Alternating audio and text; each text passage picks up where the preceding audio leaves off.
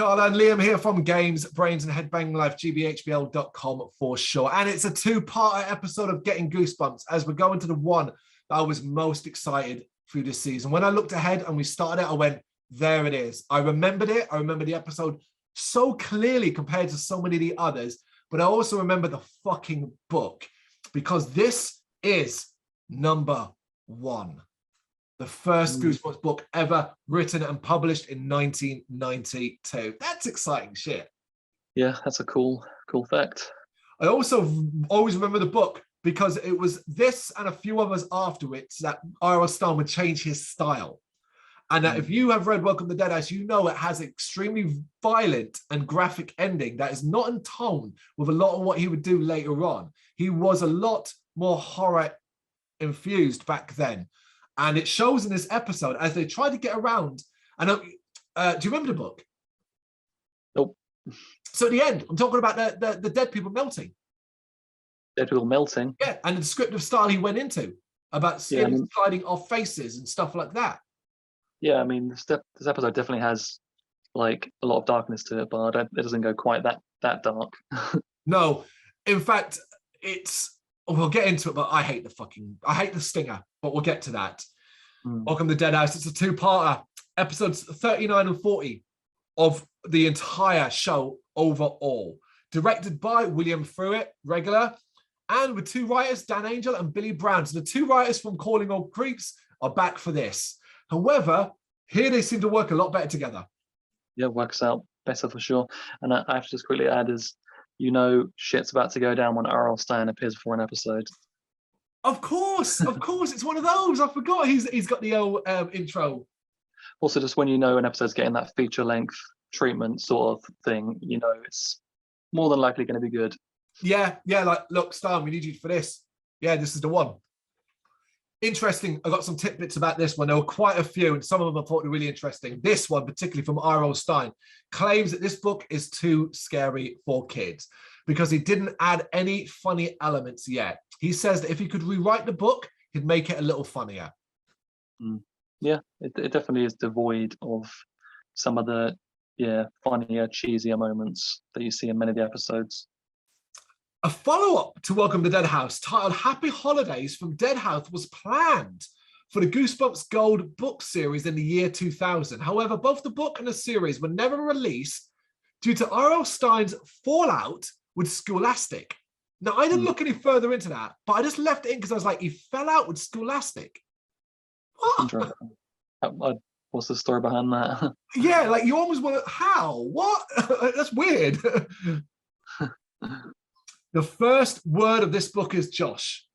This book being the first Goosebumps book, and its first word being Josh, means that the first word ever in a Goosebumps book was Josh. And the very first letter in any Goosebump book was J. I thought that was fucking brilliant. Well, yeah, that's cool. And to show you and give you an inkling of how Welcome to Deadhouse is unlike any other book done before, horror filmmaker, legendary horror filmmaker, George A. Romero once wrote a concept for a film adaptation of this book.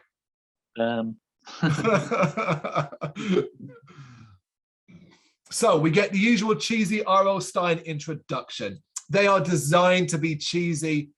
He has proven in any cameo he's had that he's not comfortable in front of the screen, and it always shows. But I won't lie, I find them fucking adorable. He might be the most wooden actor in the entire series.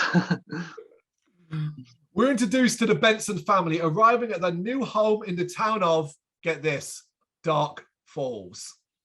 I love it when you do on the nose ones like that. Yep. It just made me laugh because just made me think of Alan Wake. And Alan Wake goes to, a game that's all about light, goes to a town called Bright Falls. And you're like, fucking hell, guys. We have Amy Stewart as Amanda Benson, Ben Cook as Josh Benson, Elizabeth Saunders as Mrs. Benson, and Benedict Campbell as Mr. Benson. Normally, I tend not to worry too much about the parents, but the parents have quite an important role in this show. Yeah. In the car, Josh complains about moving to a small town like Dark Falls. The parents discuss the fact that the town is on its arse, hence why they got the house so cheap. And Josh continues to complain. And I was kind of like, oh, for fuck's sake, do we really have to have one of these annoying kids? I don't want to move here. Where are my friends? What about school? Oh, you know, we've done it a million times before. But I did love the detail about the fact that the town becoming a bit of a dead horse. It happens all the time. Yeah, that's seen that a lot in things as well. Small towns getting run down by the big corporations opening and things like that. Yeah. Amanda is quiet, but when prompted, says that she doesn't want to move either.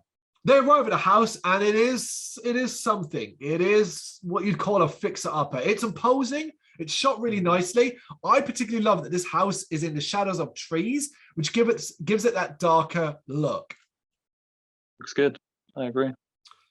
They get out of the car. Amanda notices the dog, Petey, is barking at the house. She looks up and sees what looks like a face in the window, calling over her mother, but there's nothing there now. Boom! I was sold. That is, in horror, I love subtlety. I love the whole, did I see that aspect of things? For us, as well as the characters. Doing this immediately, did you see that? Did she see it? Bang, right there. That's horror. Petey, what is it? Mom?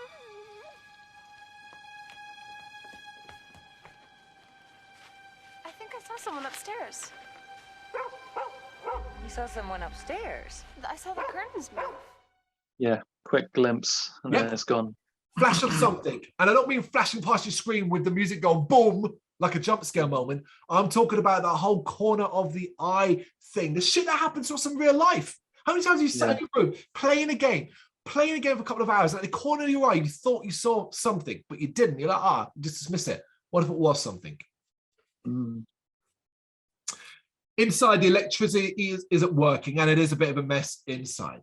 As the parents unpack, Amanda goes after Petey, who ran up the stairs, and Josh behaves stubbornly in the car. So we're establishing the characters. Josh is the more, I'm not going, whatever. Amanda, one not wanting to be there, is more, I'm just going to get on with it.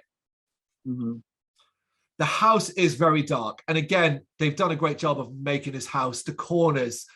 It feels dark. It does. And of course, the lights don't work, and you can see it's freaking Amanda out. She then hears the dog in the dark bedroom, where she sees it in the bedroom with the window that she thought she saw someone looking out of before. So she goes to that window, looking out. We then see that a man is sitting in the shadows, and he turns towards Amanda. She sees him and screams as he gets up and reaches out for her. So that's your classic Goosebumps blackout moment.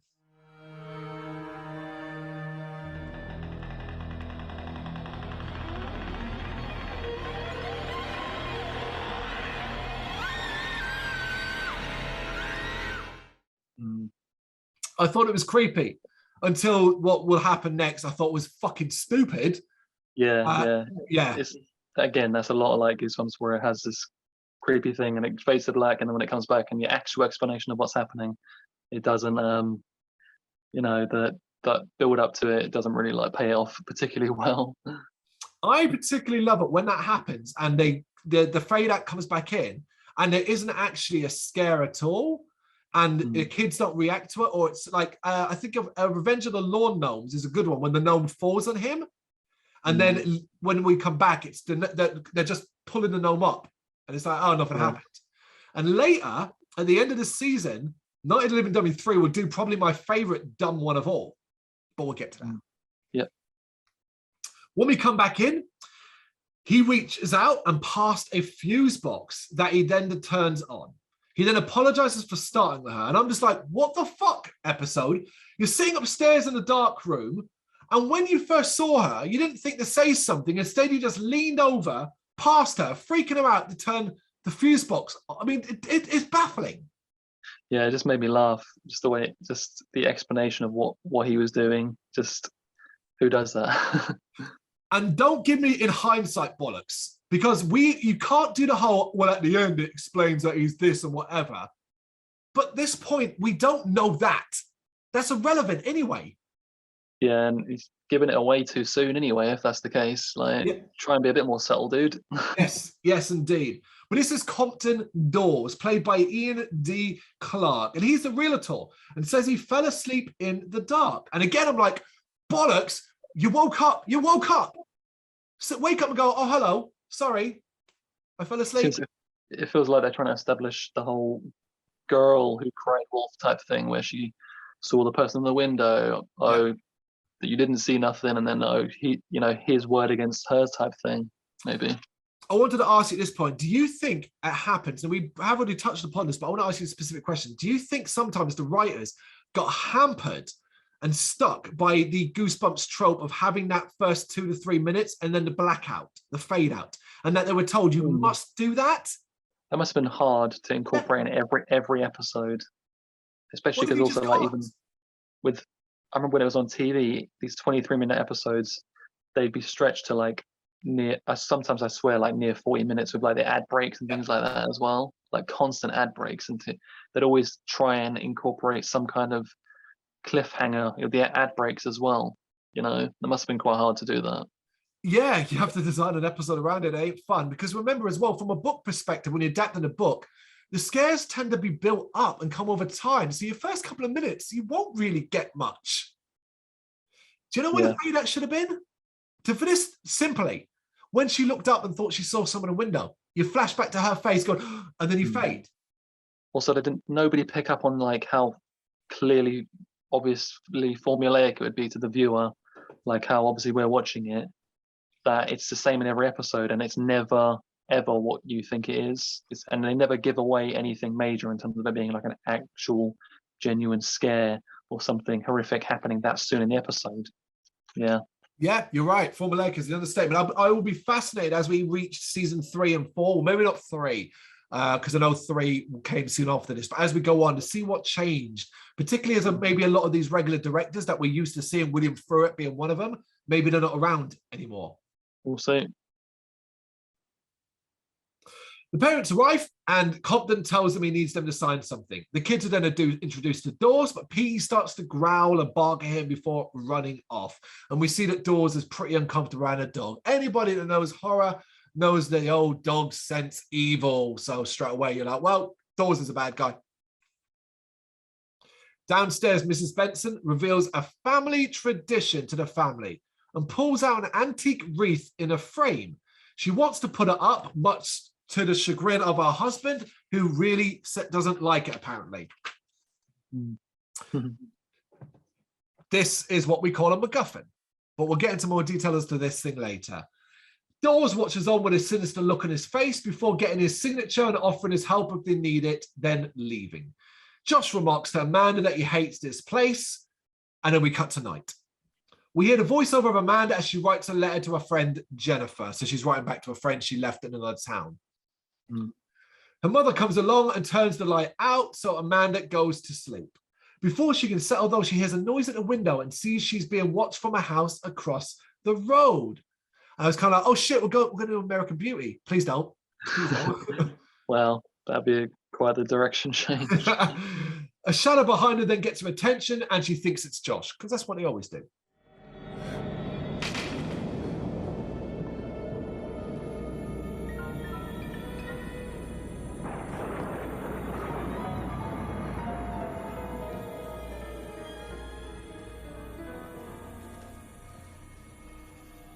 Josh? That's what I was going to ask you here. Obviously, it's a common theme in almost all Goosebumps that it's siblings in some way, or 2, 3 kids around the same age, be them friends. Yeah. I reckon, and I started to catch it now, that R.L. Stine used this as a crutch so that he could get away with constant scares that others could blame on their siblings or friend. How often do you see individuals? Yeah, that's a great point. Does it ever happen? Is there ever just a singular child? Yeah, it feels like... Even if there is, and I'm going to use one, Attacking a Mutant is a good example. There's a lone child. But what do they do? Introduce best friend. Yeah. Yeah. Which is like as good. And yeah, they're always the opposing gender. Yeah. Yeah, that's... seriously a running theme for sure. Josh emerges from the bathroom with his toothbrush and says it wasn't him. Amanda insists that she saw someone. She's freaked out, so gets her parents out of bed to check the house, but nothing is found. Back to bed as a storm picks up, and I'm kind of like, close the fucking window. This is another common thing. How many windows are always left open? Many. The camera focuses on the closet in Amanda's room as we hear sinister voices which wake her up, but she dismisses it though. So she was like, I saw a shadow and that was a person. But voices, nah, that's just crazy talk.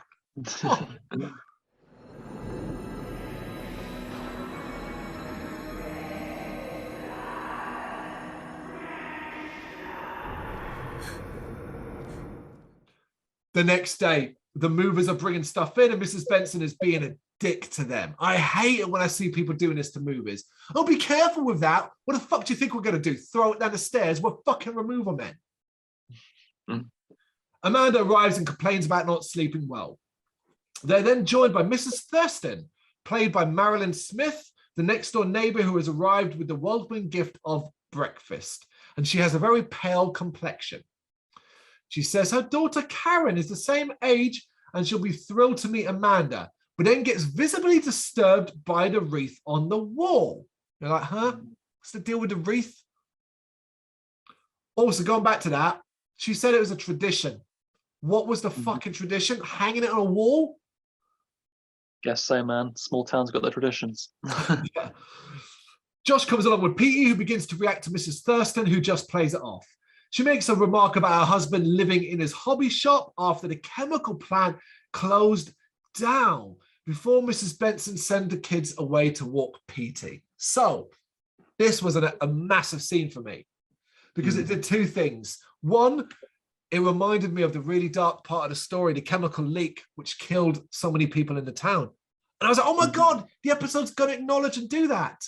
Now, it doesn't quite. It only leaves it as a hint because it never fully explains why everyone in the town is dead.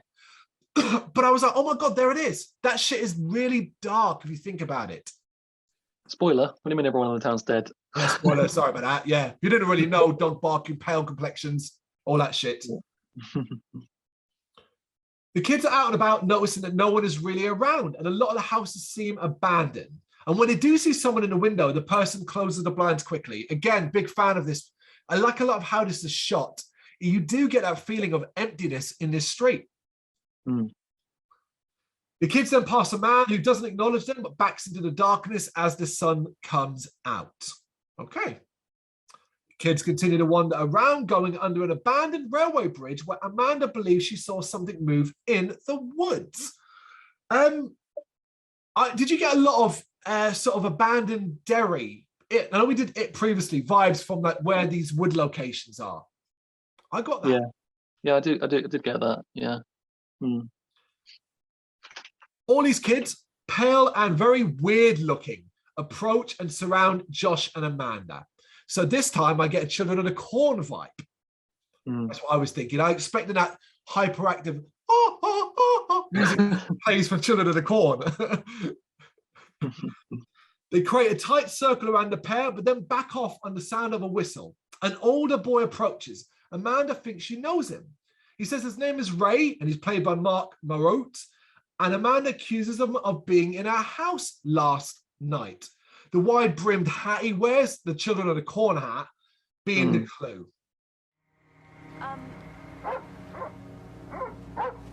I'm Amanda, and this is my brother Josh. We just moved here. Very glad that you did.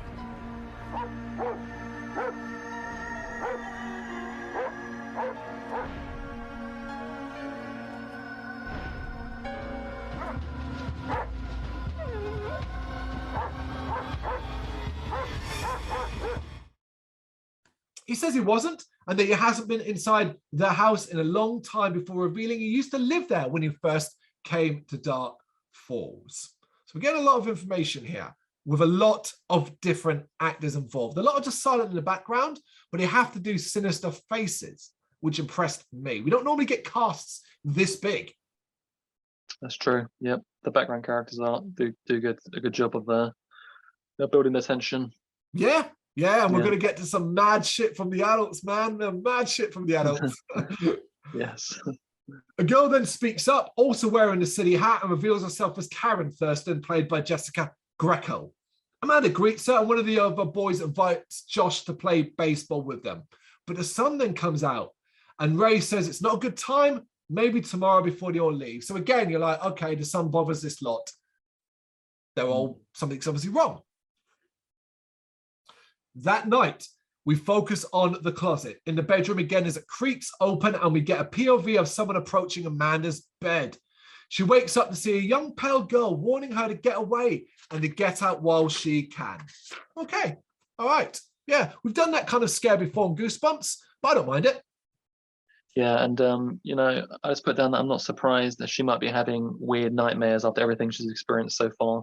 And you know, in a lot of these episodes, you have to like suspend your disbelief, because like the one about the kids in the swamp with the monster and the trying to brush off the sounds as being the frog or the gases from the swamp, like that's just so unbelievable. And it's like after those kids surrounded them like clearly like some weird horde of zombies and were dismissed by a whistle, and people are creeping back into the houses avoiding the sun and stuff like that, and everyone's really pale skinned. You know, you have to completely suspend your disbelief that any normal logical thinking person would not raise a few questions about what the fuck is going on, basically. And they just go home and they just go to bed and they manage to go to sleep and stuff. I don't know, just you have to just be like, okay, this is TV show, because no one in their right mind would actually be doing that. Yeah. You're absolutely right. It is a huge part, particularly we've got such a short runtime. 2-part episode or not, we're talking about 2 parts split into 22 minutes.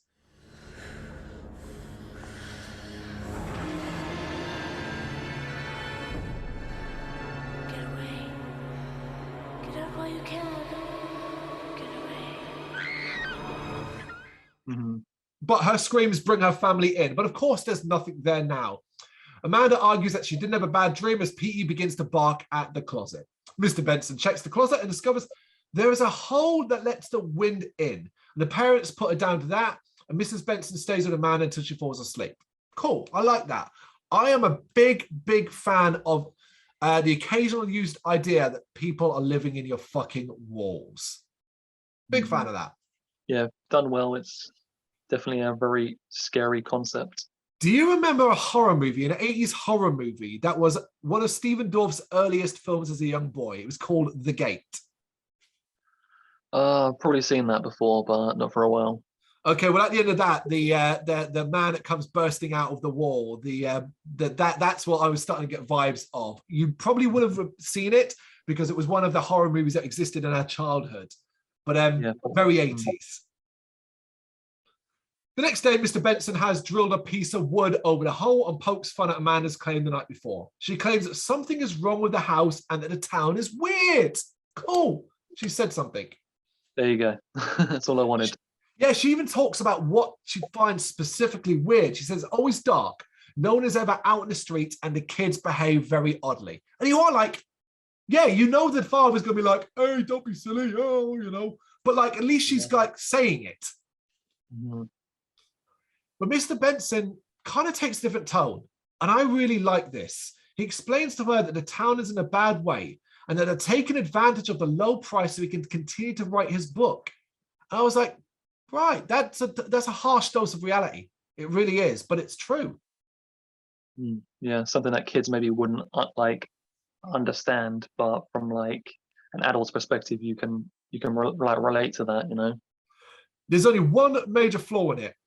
Made me dislike Mr. Benson heavily because I could not believe he uprooted his entire fucking family, took his kids away from their friends and schools so he could get a cheap house so he could afford to write his book.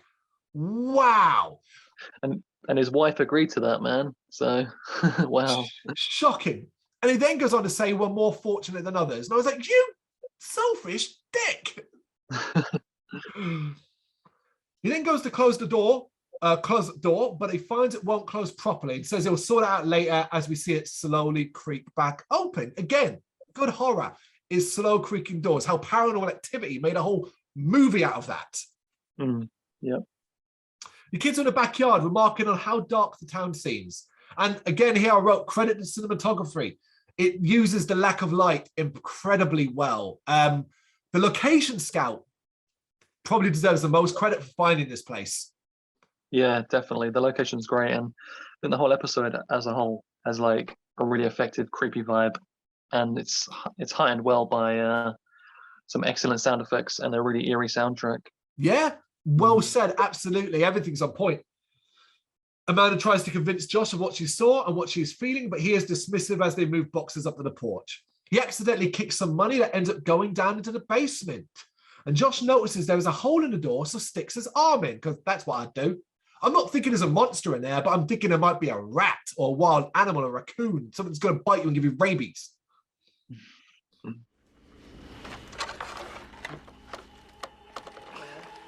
it's really in there. Oh, cool. But they don't go the route you expect it, and he just gets the coin, followed by Petey going wild at someone or something on the other side of the fence. The kids wonder what it is as Petey begins to whine and back away. And what they don't then see is a kind of decaying hand reaching at the basement doors behind them.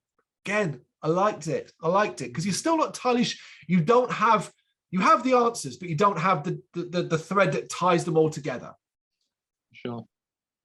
That night, Amanda has set up bubble wrap around her bed as some sort of alert system. I like that. And we get probably my favorite scene in the entire episode, as I think it's one of the scariest and would have shit a kid up. The closet door opens, and inside we see a hand burst through the piece of wood, the plywood that he had put up in the hole. I was like, fuck, that's terrifying. Yeah, this episode has probably some of the, scariest scenes in any of the episodes for young viewers, for sure. Yep.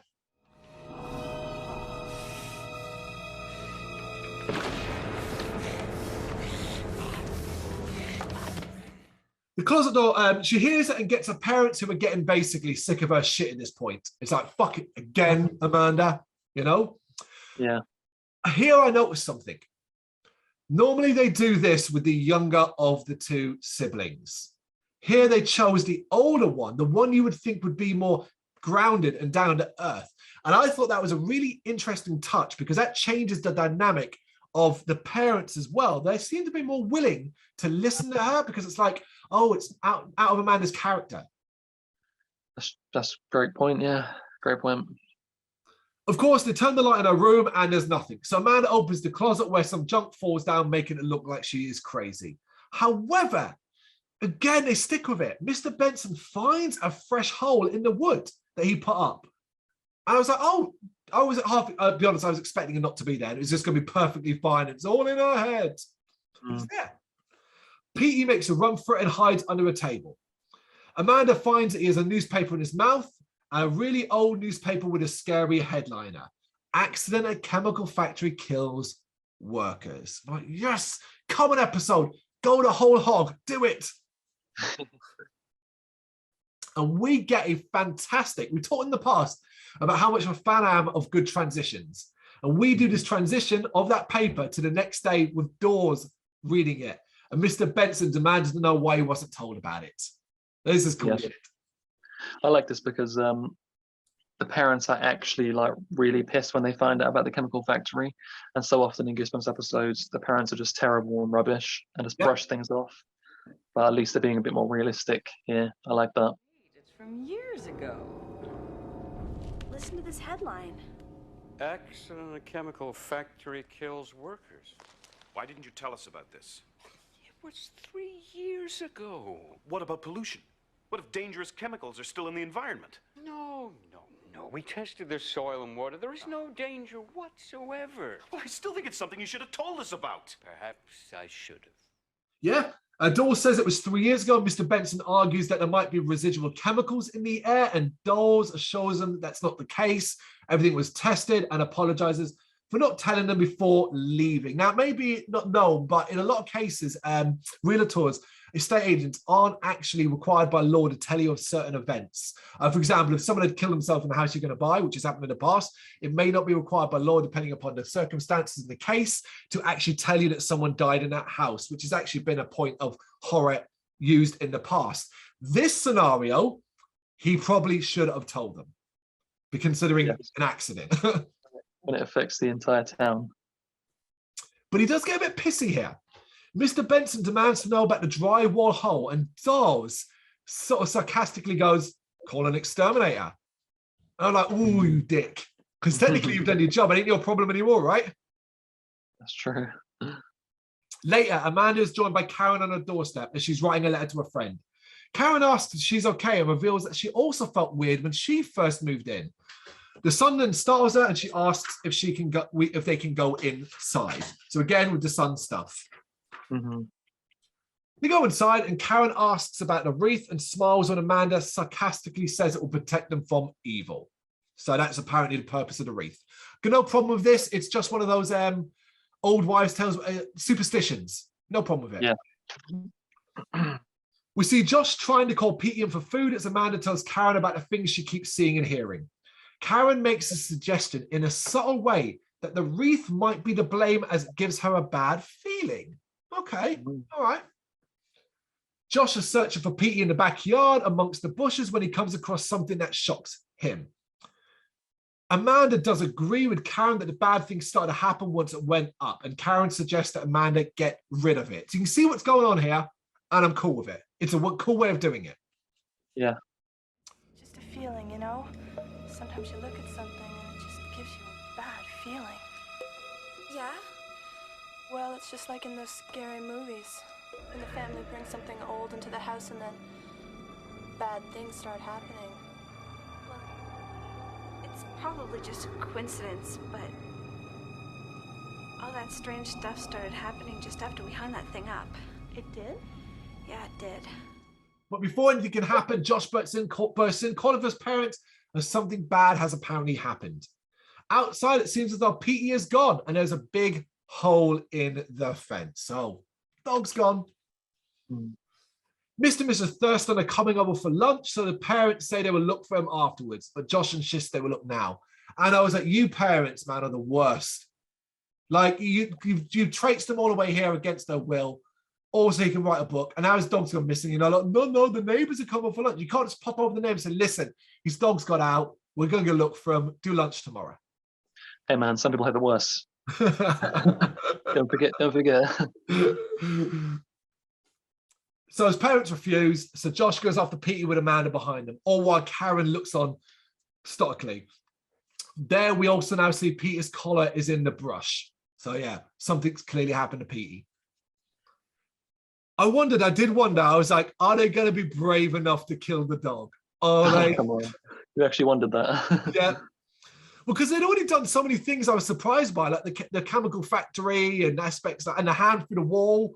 You know well, what? I mean, technically, with the way it ends, you know, Yes. Yeah. Amanda catches up with Josh and they search the wood for the dog. They then hear the dog and see it some distance away, but the dog refuses to come when called. So they approach him, he runs off, so they pursue him. They keep following and he keeps backing away, then running away. And I kind of got, right, he's either scared of something or he's trying to lead them somewhere. And I was cool with both. But it appears to be the latter as the kids find themselves in front of what is probably now my favorite Goosebumps location set ever. This cemetery. Good God. Yeah. It's good shit. It is good shit. I picked, because we don't see it at night, but man, the closest I could put it to it is the visual style of Pet Cemetery. And obviously it's different, but that's a cemetery that gave you vibes, even though it's not supposed to be an evil or a nasty place. In fact, the Pet Cemetery itself isn't the problem. It's beyond that. You get those vibes that you're just uncomfortable. Yeah, it's interesting how many comparisons we draw to Stephen King stories. I don't know, like why that is, but it does feel like reminiscent for sure. I'd be very surprised if R.L. Stein hasn't said or admitted to being inspired at times by King's work. It's like King was writing books 20 years before Stein was. Yeah, I mean, any horror writer that would claim not to have some way inspired by Stephen King would probably be lying. So yeah, like any fantasy writer claiming they aren't inspired by Lord of the Rings. It's like just a little bit, you know. Yes. J.K. Rowling. That is exactly what I was thinking of. You were really Dementors, really. So many things. So many things. But yeah. Amanda doesn't want to go in, but Josh thinks Petey has gone in, so follows. Amanda has no choice but to go in too. We then see they're being watched by Ray and his hat.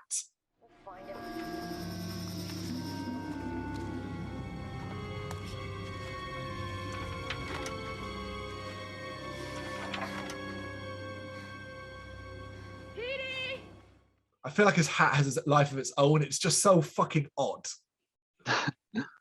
Deeper into the cemetery, the kids go, hearing voices. And they sneak towards the voices and find a crowd of townspeople arguing in the woods. Snippets of conversation float over, something about not having much time, needing to feed, and things not going as planned. Okay, cool. The mayor, who is very, very mayor-like, played by John Friesen, tells them that by sunset they will all eat, but things go wrong when Josh steps on the twig, getting the group's attention. The kids are seen and they begin to back off, getting a clear look at the people who basically all kind of look like zombies. Early stages of decay, very pale, and fuck, I love this stuff. I love this stuff. Yeah, I think this is an amazing scene in Goosebumps, the entire series. Just seeing them all standing there talking about feeding, looking all ghoulish. That's just some pretty scary shit for a kid's show, and it really just pushes it to the limit in terms of the scare factor that they can, inject into this show that's geared towards young children, and yeah, good shit. No. Don't leave. We need you. Run!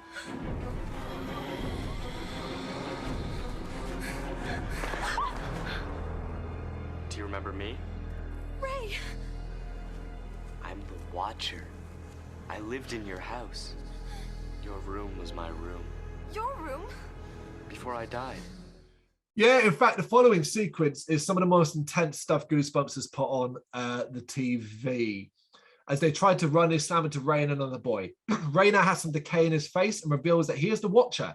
And he lived in Amanda's room before she did and before he died. The town fed on his blood, and these two are next. Yeah. It's almost like we're talking about a different show compared to some of the cheesy shit that's come before. Like, this is just a different level, isn't it? And considering what will follow this episode, it's night and day. It's night and day. That's a great point. The episode to come after this one, yeah, very different. Amanda and Josh are surrounded as the girl from her closet arrives and tells her it doesn't hurt and not to be afraid. But the sun comes out, allowing the kids a chance to run, and it seems to burn these zombies like vampires. But the hungry way the adults behave, the desperation they've got to get hold of these kids, the conversation about basically, yeah, we're all going to drink your blood and it will reinvigorate us, is bloody crazy stuff. Yeah, they can't actually go to the point of showing you it, but they do a good job of making you imagine what they would do if they could get them. And bear in mind, like anything we've seen before, we actually have kids here who are already dead, who have had what is being described happen to them. That's a great point. Yeah. Unfortunately, this episode does lose a bit of focus because it feels the need now to keep jumping between two scenes. We then randomly cut to the parents and the Thurstons putting a fire together and remarking that it's chilly this close to summer. And I was a bit like, don't do that. Stick with the sequence. Yeah, I mean, the tension's high, man. Don't lose it. Yeah, because we cut to Amanda still struggling to escape as Josh arrives to help.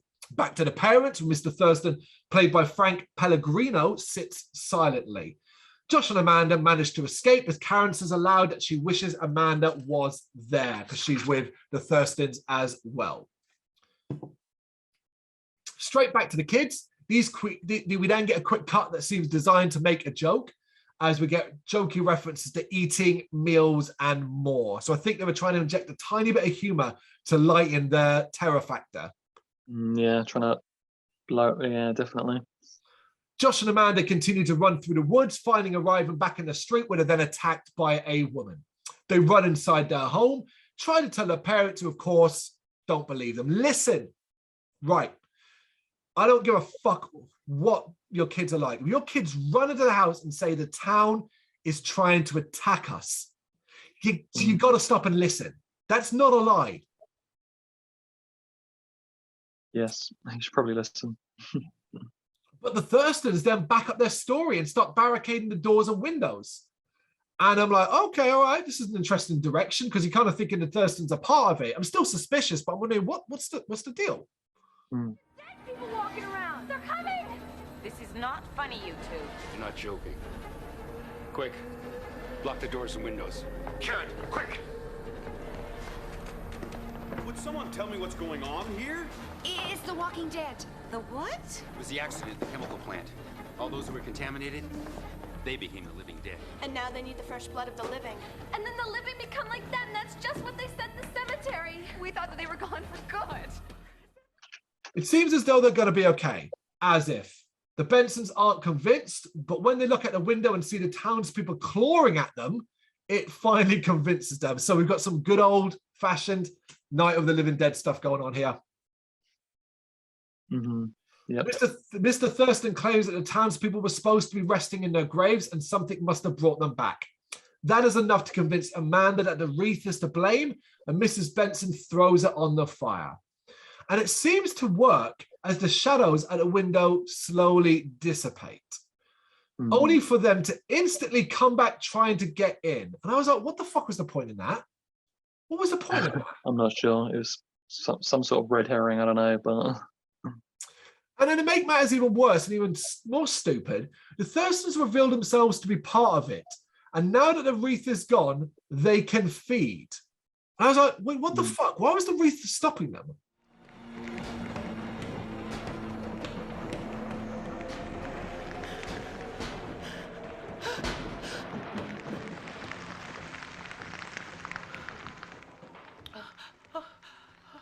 They're gone.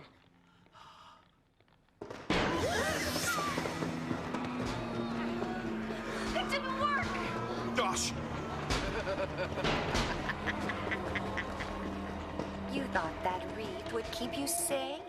Yeah, what's the significance of the wreath? Now, I know it's a family heirloom, and I get the whole, if you believe in something, it can be true to you. But that doesn't affect everyone around you. Yeah, that's a bit of a thing they could have cut, potentially. Yeah, it just felt like a weird MacGuffin and really didn't matter too much anyway, because it would have made more sense if the wreath stopped them being able to come into the house.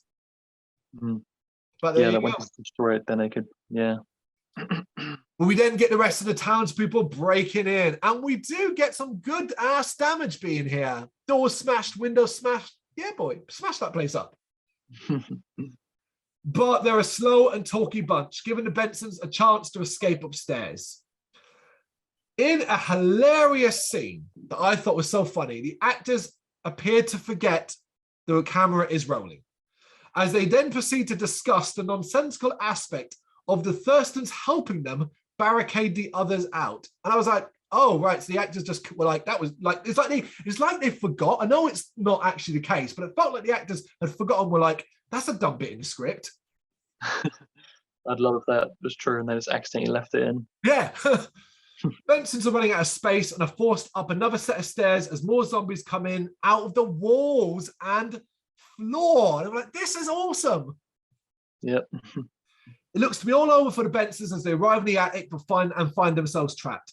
As the townspeople grab the parents, they start to try and plan out the order of who gets to feed. I love this little bit of democracy. Who needs to be feeding first? So basically what it tells you is that they need to feed to survive and reverse the effects of the decay. But obviously, different levels of decay. So-and-so needs it first because he's more far along. I thought that was a really interesting and almost unnecessary development. He didn't need to include that, but I liked including it.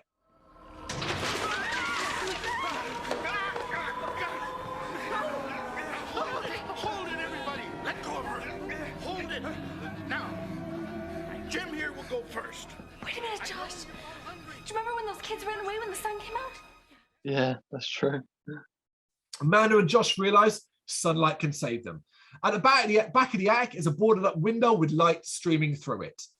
Karen tries to stop Amanda pulling the boards off, but with the help of Josh, they do, and blast much of the townspeople with the light. If you ever seen it in a Fright Night, it is like when he pulls the blanket down and smashes the vampire, the light hits a vampire and he smashes into the wall. I wish it was like that.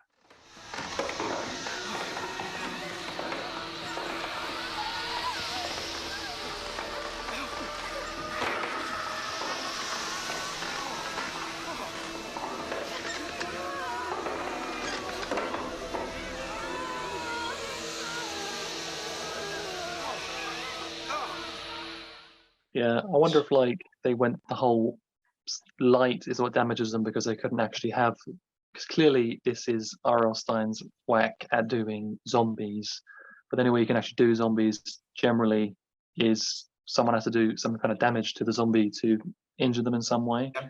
They couldn't do that obviously because it's the age rating, so they had to figure out some other way, and they just went with like the vampire sunlight hurts them.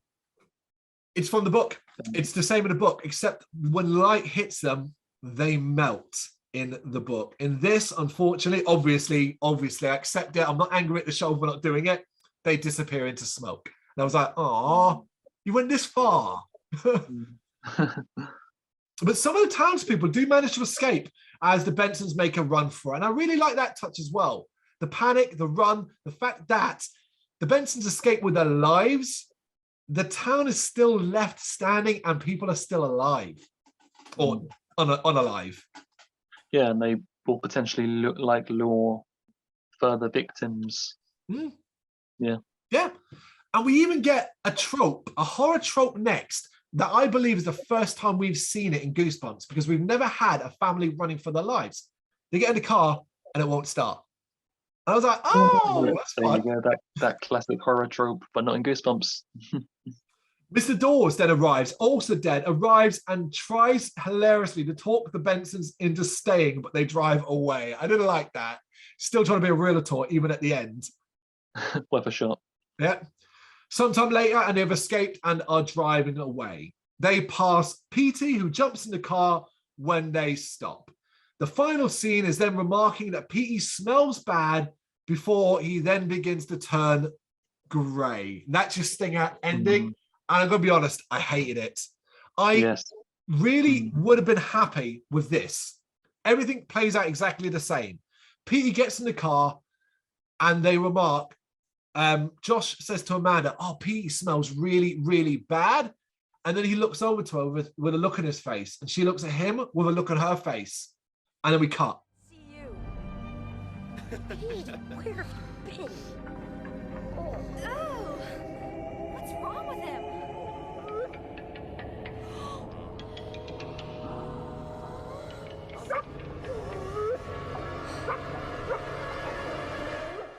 So you know, oh, is the dog dead?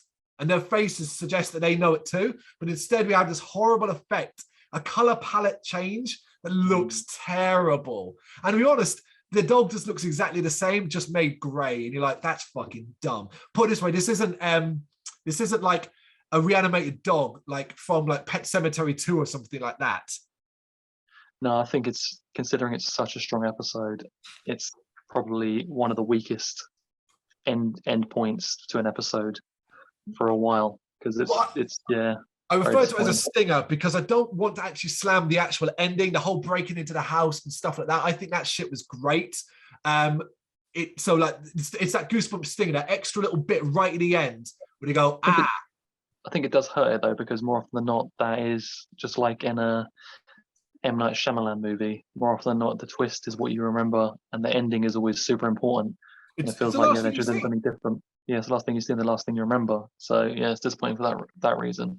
I would have maybe had them do something different, where maybe one of the zombie townspeople had got into the boot of the car or something, and maybe to show that this sort of plague is now going to spread beyond the town elsewhere. But they didn't do that. They just went with the grey dog instead, which sucks. You could even have done in a comedic moment exactly what you said. I love it. However, they realize someone's in the boot. Stop, open it. He jumps out, they knock him down, and then they drive off. And the last scene is the person standing up, maybe sorting out their clothes and going, I just wanted to see the world, or something like that. You know? Could have been a humorous scene. They could have done that. They could have done that. Well, you already said it at the start of this part. This is a great episode overall. The two-parters. It is a two-parter that needed to be a two-parter because there's a lot of stuff going on, and it takes its time building up towards its eventual reveal. The reveal is strong thanks to a very, very, very game cast. Everyone from the kids to the adults, everyone is on point doing the best they can. The writers and director knew what they were going for. This is clearly a love letter to horror, but obviously they know they cannot go the whole hog of it because it's Goosebumps. So they've gone and really pushed as far as they can. I'll be fascinated to know what ended up on the cutting room floor, what went to the producers, what went to the studio, and they went, you can't have that, man. That's going to give us a freaking 12 rating or something. Yeah, we've had a few episodes like that where they've clearly pushed it as far as they can go, and that must have been like difficult in itself to just be careful. And then they probably completed episodes, and then they got maybe rejected, and then had to go and cut certain things out, which must have sucked. But yeah, I thought throughout the episode, the whole mystery of what was going on in the town and everything, it's really compelling. And you know, you have some theories that you throw around in your own head, but you're still determined to see where it's going. And yeah, it's a solid one for sure.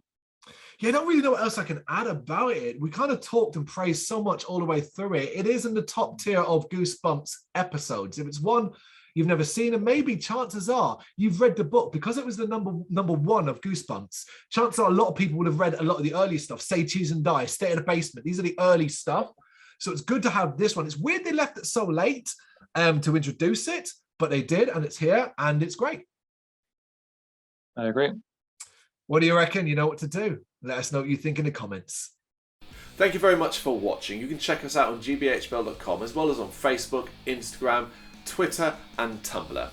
Go to Patreon to help us out over there. That's patreon.com/gbhbl, as well as Big Cartel, where you can find some of our merchandise. We have a podcast running on SoundCloud and Apple Podcasts. And of course, if you like this video, do us a favour, hit the subscribe button and help the channel grow. Games, horror and heavy metal. What else is life for?